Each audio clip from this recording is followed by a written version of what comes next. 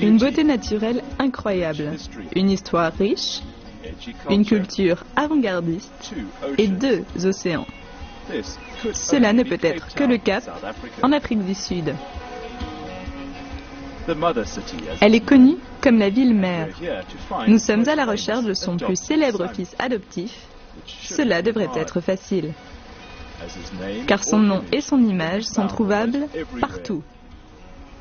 Ils sont sur les panneaux routiers, dans l'art, et même sur les langues de tous les touristes. Nelson Mandela. Nelson Mandela. Of course, Nelson Mandela. Nelson Mandela fait partie intégrante du circuit touristique local maintenant. Pourquoi ? La façon dont il est parvenu à la réconciliation était juste magnifique. Surtout lorsqu'on s'attend à un bain de sang. Mais il y a plus que cela. Sans doute ce que l'on surnomme la magie Madiba. Nous avons voulu en savoir plus. Mandela a passé presque 30 ans en prison près du Cap. Il a été libéré en 1990.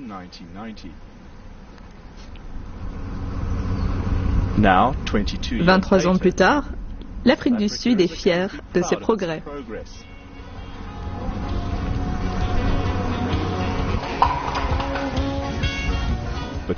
Mais si le Cap d'aujourd'hui dépeint une image agréable, tout n'est pas si rose. Ce que vous voyez, ce sont les townships. Les blancs sont là et les noirs sont dans les townships. C'est très étrange à voir pour nous, les touristes. D'un côté, des gens vivent dans des huttes, de l'autre, ils ont beaucoup d'argent. Quelques kilomètres en dehors du centre-ville et le paysage change, il devient sinistre, l'horizon est brumeux et l'avenir plus incertain. Oui, Mandela a été à l'origine de mon changement. Mais c'était à cette époque-là seulement. Mais maintenant, je ne ressens qu'un changement parce que je ne suis que dans cette génération, vous voyez. Si j'avais été là, j'aurais dit ok, Mandela a apporté de grands changements, mais je n'ai vu aucun changement depuis que je suis né. Cela soulève des questions. Est-ce que le fait d'avoir été libéré des injustices de l'apartheid est venu au prix d'une transformation réelle ? Est-ce que Mandela et les dirigeants de l'ANC ont fait trop de compromis ?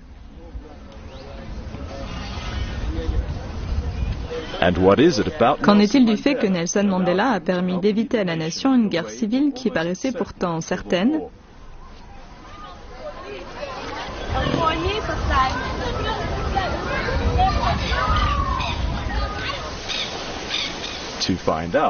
Pour le savoir, nous commençons par un court séjour au large du Cap.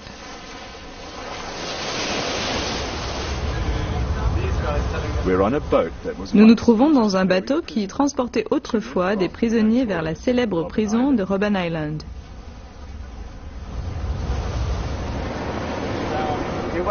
Il a été affecté ici. Il a été placé ici car il avait du mal à descendre avec les menottes et les chaînes. Le gardien de prison s'asseyait, il envoyait les prisonniers les plus âgés ici. Ça, c'était fermé aussi, sinon les autres prisonniers étaient amenés au fond et les gardiens s'asseyaient ici et gardaient cette partie-là. Ce côté-là aussi, et ils étaient enfermés dans le fond. Nous suivons Christo Brandt, un ancien gardien de la célèbre prison de Robben Island.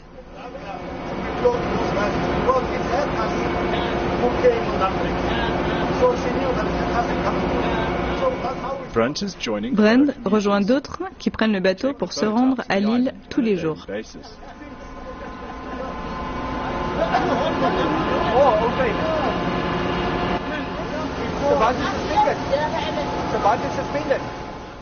Robben Island se trouve dans la baie de la Table. L'île est formée d'un rocher plat. Et bien qu'un phare s'y trouve pour guider les bateaux au large, nombreux sont ceux qui se sont échoués sur ces côtes.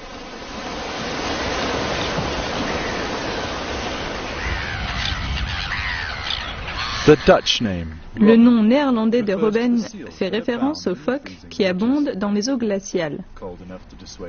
Elle dissuade n'importe quel volontaire de nager les 7 km qui séparent l'île du continent. Utilisé pendant 4 siècles pour abriter des prisonniers politiques venus de contrées aussi lointaines que l'Indonésie, Robben Island est avant tout une terre d'exil. C'était une terre de bannissement.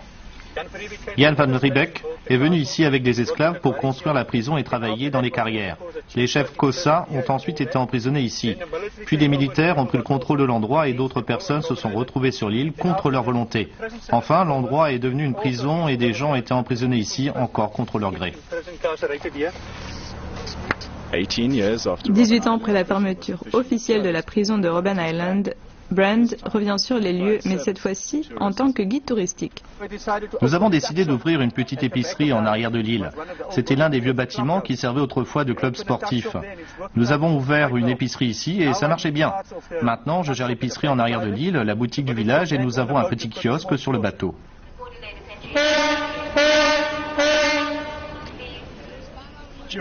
Pendant la saison, des centaines de touristes viennent chaque jour sur l'île.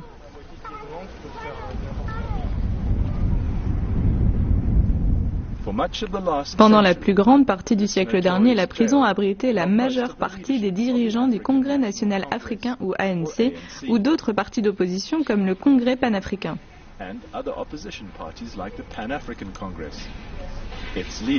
Son dirigeant, Robert Sobukwe, a été placé en isolation sur l'île pendant 9 ans. Mais pour les visiteurs, c'est Nelson Mandela qui attire le plus l'attention.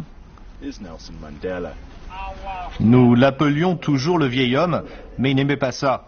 Il aimait être appelé Madiba. Certains anciens prisonniers sont revenus sur l'île et travaillent comme guides touristiques. Depuis, l'Afrique du Sud a avancé, mais ce qu'ils ont enduré sur cette île leur semble toujours bien réel. J'étais très jeune à l'époque. Je me disais qu'il fallait que nous nous vengions. Mais nos dirigeants nous ont dit de ne pas le faire, parce que si nous nous vengions, il y aurait une guerre en Afrique du Sud.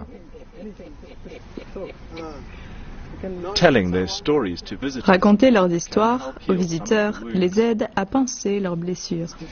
C'est difficile, oui, bien sûr. Vous savez, travailler à l'endroit où vous avez été incarcéré, là où vous avez passé de longues années, c'est très difficile. Mais en même temps, cela nous a beaucoup aidés. Parce que certains d'entre nous, après avoir été libérés, n'avons jamais reçu de soutien. Nous ne pouvions pas voir de psychologue pour parler de notre expérience carcérale, ni même de la façon dont nous avions été arrêtés et torturés.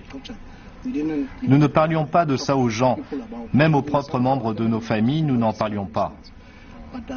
Mais venir travailler ici sur Robben Island, cela nous a beaucoup aidés parce qu'on peut trouver des gens, un groupe de gens avec qui parler.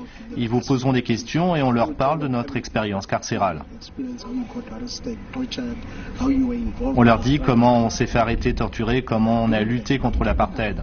En faisant cela, en parlant de cela, on se sent beaucoup mieux. C'est comme une thérapie. Vous savez, ça aide. Ahmed Kathrada a été emprisonné sur l'île aux côtés de Nelson Mandela. Il avait été condamné à la prison à perpétuité pour trahison lors du fameux procès de Rivonia. La nuit du verdict, ils sont soudainement venus nous réveiller, vers minuit je crois. Ils nous ont demandé de nous habiller car nous allions partir. Ils ne nous ont pas dit où, mais nous avons deviné qu'il s'agit de Robben Island. Ils nous ont mis des menottes, des fers aux pieds, nous ont emmenés à l'aéroport militaire, nous ont mis dans l'avion et le lendemain matin, nous avons atterri à Robben Island en ce froid matin d'hiver. Mandela et ses co-accusés avaient décidé d'organiser une lutte armée. Mandela était le commandant de la branche armée. Il ne servait absolument à rien de continuer à parler de paix et de non-violence avec un gouvernement dont la seule réponse était d'attaquer sauvagement des gens sans armes et sans défense.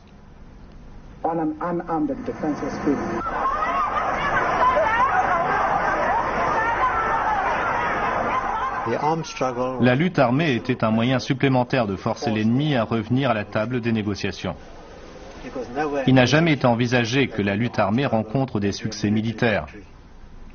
Nous n'avions jamais envisagé cela.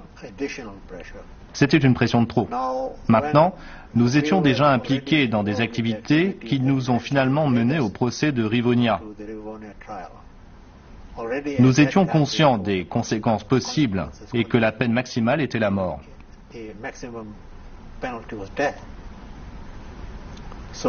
Donc tous ceux qui étaient impliqués savaient quelles pouvaient être les conséquences.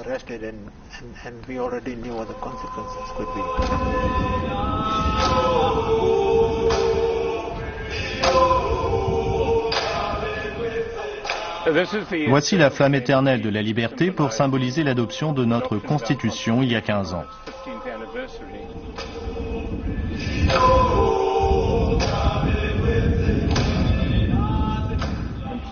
Et voici quelques-uns de nos historiques de revendications. Vous verrez qu'il y a une demande pour une charte des droits des Africains. Puis il y a eu une demande pour obtenir une pleine citoyenneté, des droits, l'abolition de la discrimination politique basée sur les races, le droit à une justice équitable, la liberté, une abrogation des lois en vigueur, la liberté de mouvement et le partage de toutes les ressources du pays. Ce sont les membres fondateurs de l'ANC. Arthur Chaskalson est devenu par la suite le premier président de la Cour constitutionnelle. Lors du procès, Mandela et ses co-accusés, assistés par les plus brillants avocats du pays, ont choisi un moyen de défense assez peu conventionnel. Le cas reposait entièrement sur le postulat que l'apartheid était le mal et que tout cela était une réaction justifiée. Vous le verrez dans la Déclaration universelle des droits de l'homme. Il y est dit que les peuples ont le droit de se révolter contre des régimes injustes. C'était le credo de la défense. C'était une défense forte et positive. Vers la fin du procès, voilà comment il a conclu le plaidoyer. Il a déclaré « Et s'il le faut, je suis prêt à mourir ». Un silence absolu régnait dans le tribunal. Vous pouviez presque entendre le silence, tellement il était palpable. Le tribunal est devenu une plateforme politique pour tous ceux d'entre nous qui faisaient de la politique. Lorsque vous allez dans le box des témoins et que vous proclamez vos croyances politiques. C'est ce qu'a fait Mandela. Dans son discours, il a proclamé les croyances de l'ANC, ainsi que les revendications du peuple pour un traitement plus juste devant le monde entier. Je pense que ce discours a eu une incroyable influence. On en a fait la publicité dans le pays. On le faisait circuler partout et tout le monde en avait entendu parler. Je crois vraiment que ce fut un tournant décisif, bien que certains pays occidentaux aient continué d'afficher leur hostilité envers l'ANC.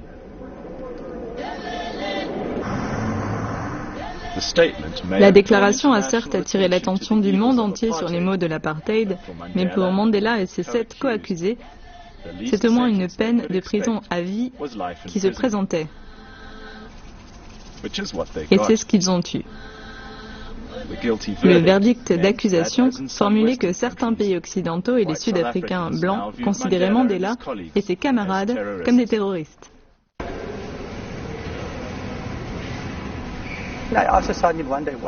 Un jour, j'ai demandé à un sergent pourquoi ces criminels sont-ils ici, parce qu'ils avaient dit prison à vie, 15 ans, 18 ans. Il m'a répondu, ce sont les terroristes qui ont tenté de renverser notre pays. Et j'ai développé un sentiment de haine parce que je n'avais jamais entendu parler de Nelson Mandela. Moi, je viens d'une communauté agricole et quand je suis venu ici, je me suis mis à détester ces gars qui avaient tué mes amis à la frontière.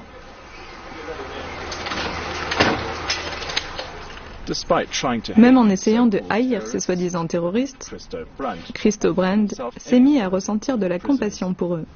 Une nuit assez tôt, j'ai ouvert les cellules et j'ai vu ces hommes âgés dormir à même le sol de manière très inconfortable. J'étais désolé pour eux.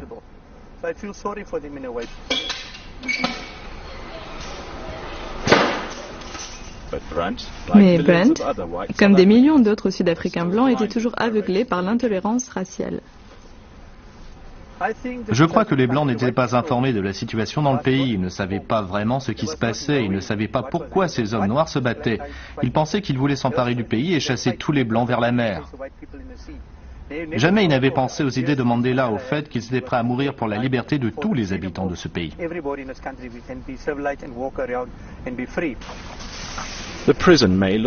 Elle paraît reluisante maintenant, mais la réalité de la vie sur Robben Island était bien plus dure. Il y a une profusion de souvenirs lorsque vous êtes tout seul. Vous seriez surpris. Quand j'essaie de repenser à toutes ces choses dont je me souviens de cette époque, je n'y arrive plus. En revanche, je garde une très bonne mémoire des chansons politiques de Kevin Barry pendant la crise irlandaise ou de Tagore pendant la lutte pour l'indépendance de l'Inde. Vous les répétez tout le temps. Et vous vous rappelez de votre propre lutte, naturellement. Ça vivifie votre esprit. Les gardiens blancs étaient déterminés à rabaisser leurs prisonniers et à détruire leur morale. Il y avait Govan Mbeki, qui avait 20 ans de plus que moi, Sisulu, 18 ans de plus, et Madiba, 11 ans de plus. À 34 ans, j'étais le plus jeune. Je n'étais pas le plus jeune sur Robben Island, mais le plus jeune des 7.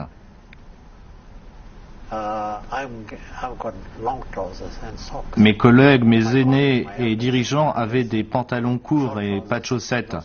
Il est évident que tous les Africains, peu importe leur âge, soient des hommes ou des femmes, les hommes devaient porter des pantalons courts. Mandela avait pratiqué la boxe toute sa vie jusqu'à son incarcération. En prison, il a développé ses forces physiques et mentales. Mais il y avait quelque chose de plus en cet homme, quelque chose que certains appellent toujours la magie Madiba. Dans la section dans laquelle nous étions, il n'y avait pas de toilette équipée de chasse d'eau. Il y avait des seaux. Il y eut un moment dans les années 50, 65, 66, plus tard peut-être, où nous avons tous attrapé la grippe, sauf Madiba. Vous savez, il avait fait de la gymnastique, il boxait, il était fort. Il y en avait une poignée d'autres qui parvenaient à rester en forme. Ils n'ont jamais eu la grippe. Nous, on était couchés, on ne pouvait plus se lever. Madiba et quelques autres allaient tous les matins de cellule en cellule pour récupérer nos seaux, les vider, les laver, les faire sécher au soleil. Les gens seraient surpris maintenant.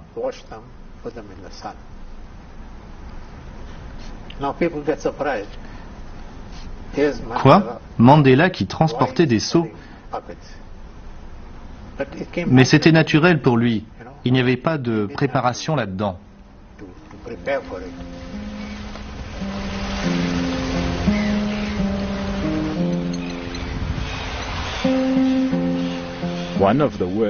L'une des pires privations pour les prisonniers de Robben Island était la coupure des liens familiaux.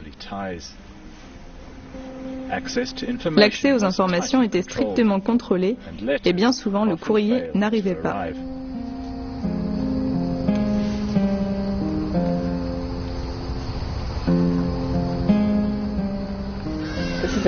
C'est la troisième génération, c'est les arrière-petits-enfants et ils sont nombreux. Ici c'est mon fils, mon neveu, ma nièce qui est décédée dans un terrible accident en voiture en 2010. Et c'est ma fille. Et bien sûr, celle-ci, c'est ma fille. Elle était cette photo. Mon oncle, Makato, qui est mort d'une maladie liée au sida en 2005. Et là, c'est Gondo, la première épouse de Madiba.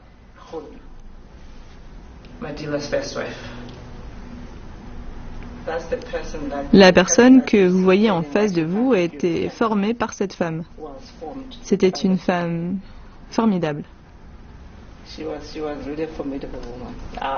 Comme je dis souvent, je pourrais écrire un livre sur elle.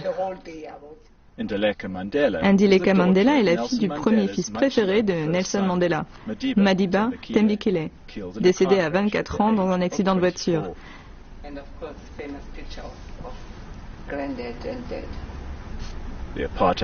Les autorités de l'apartheid ont refusé à Mandela le droit d'aller aux funérailles de son fils. Le système était tellement répressif qu'il ne permettait même pas à mon grand-père d'avoir le droit fondamental de dire au revoir à un être proche. Je pense que c'est d'une cruauté et d'une méchanceté sans nom.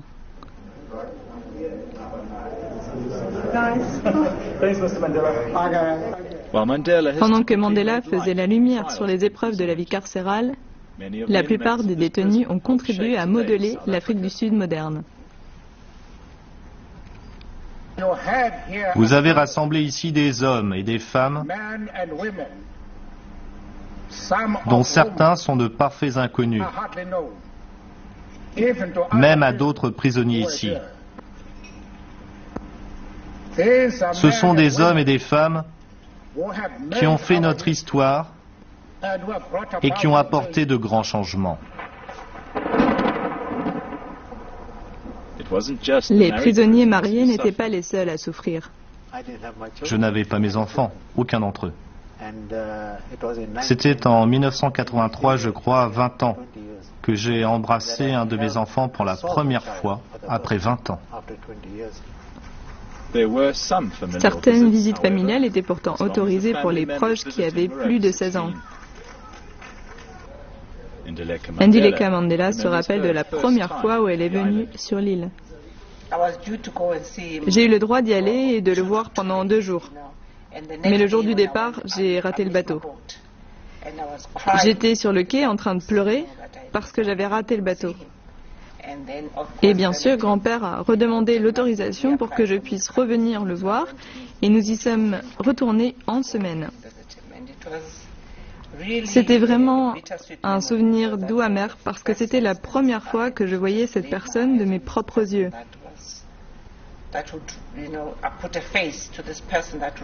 Je pouvais mettre un visage sur le nom de celui qui m'écrivait ces lettres, qui me parlait de l'école et qui me disait à quel point il m'aimait.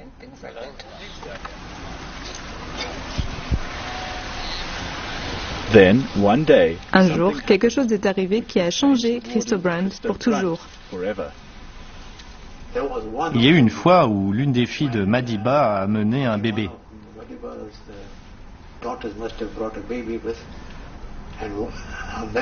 À cette occasion, le gardien a assoupli les conditions de visite et l'a autorisé à tenir le bébé dans ses bras. Cela a eu un impact phénoménal sur lui. Il ne pouvait pas en parler là-bas car il aurait eu des ennuis. Winnie a juste pris le bébé. J'ai demandé, Madame, puis-je porter le bébé quelques secondes? Je n'ai jamais touché un bébé noir. Elle me l'a mis dans les bras et elle m'a dit, je vous en prie, montrez-le à mon mari. Elle voulait me payer. J'ai dit, non madame, je ne peux pas accepter votre argent. Je ne suis pas autorisé à lui montrer le petit rentrer dans le box des visiteurs. Mandela veut vous voir. Elle est retournée dans le box. Je l'ai enfermée et Mandela lui a parlé. Je suis passé par la porte du milieu. Lorsque l'adjudant est revenu, Mandela a dit, chérie, je dois y aller. Il m'a vu dans le passage, il a marché tout droit vers moi, il a pris le bébé dans mes bras. Il a embrassé le bébé 2 fois sur les joues. Il avait les larmes aux yeux. Il était assez émotif à cette époque. J'ai repris le bébé et Winnie a frappé à la porte. Elle me suppliait encore de montrer le bébé à Mandela. Lorsqu'elle est retournée sur le continent, elle a dit qu'elle avait emmené le petit sur Robben Island, mais qu'elle n'avait pas pu le montrer à Mandela. À ce moment, il m'a juste pris la main et m'a remercié. Il n'a jamais dit « je vous remercie », juste « merci ». Il n'en a jamais reparlé. Je ne lui ai même pas dit qu'il ne fallait pas qu'il le répète aux autres prisonniers. Il est resté discret. Et puis il y a eu ce jour au Parlement quand nous y travaillions. Il a dit aux gens, vous connaissez cet homme? C'était mon gardien, Robben Island. Il est très important. C'est lui qui m'a fait tenir le bébé. Et puis il est redevenu sérieux car il était le président. À partir de ce moment où je lui ai montré le bébé, j'ai eu ce sentiment. Je ne pouvais pas croire qu'un vieillard pouvait être aussi désireux d'être avec des enfants. Normalement, quand des adultes parlent et qu'il y a des enfants autour, ils les chassent, ils leur disent « Allez jouer dehors, on parle ». Mais il avait tellement le désir d'être avec les enfants, c'était quelque chose d'étrange pour moi. À partir de ce moment, je suis allé plus vers eux et leur ai apporté mon aide. Si une lettre était jetée à la poubelle ou brûlée, je lui disais « Monsieur Mandela, il y avait une lettre de Helen Suzman pour vous ». Alors nous sommes devenus des amis proches. C'était il y a 2 ans. Nous sommes restés avec le vieil homme tout l'après-midi. Et après cela, nous sommes allés le voir 2 fois avec toute ma famille. Nous voulions y retourner cette année, mais je ne sais pas exactement quand.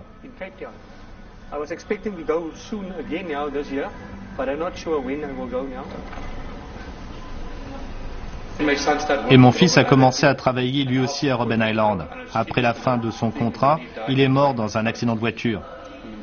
Monsieur Mandela était là, il m'a contacté, il m'a écouté. Il savait ce que c'était de perdre un fils.